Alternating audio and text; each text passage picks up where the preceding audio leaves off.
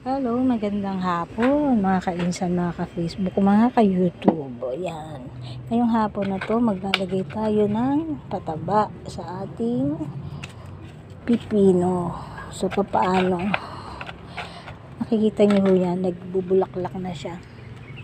Sabihin po, siya ay malapit na magbunga. So, pag ganyan, kailangan niya ng calcium and potassium support para tumibay ang kanyang mga stem. Kung sa tao, tumibay ang mga buto. So, tayo may inano dito, ay dinurog na balat na itlog. So, lalagyan natin siya dyan. Dinurog ko to, bakit? Para mas madali siyang ma-absorb ng lupa. Okay.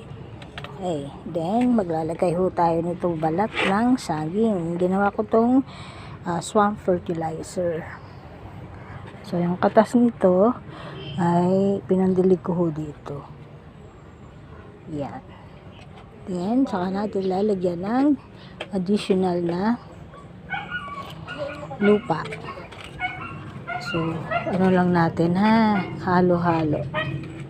Lagkit ng lupa, no?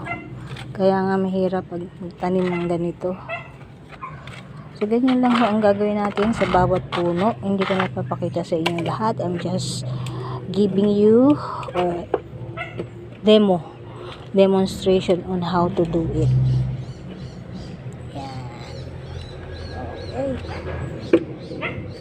So, yan po. Ganun lang. Then, saka didiligan ng tubig ulan o kaya hugas bigas. Yan. Kailangan tayo magdagdag ng lupa kasi pag umuulan, bumabagsak ang lupa. So, nawawala, nababawasan, nahihirapan si pipinong kumuha ng nutrients. Mamaya na natin yan didiligan pag natapos na hong lahat. Okay, so ganyan lang ho ang gagawin natin sa mga halaman na namumunga na. Yung sili hindi pa naman. So, kaya inuna natin tong pipino. Okay, so yun lang po. Maraming salamat sa panonood. At by the way, ito pala yung mga kailangan natin.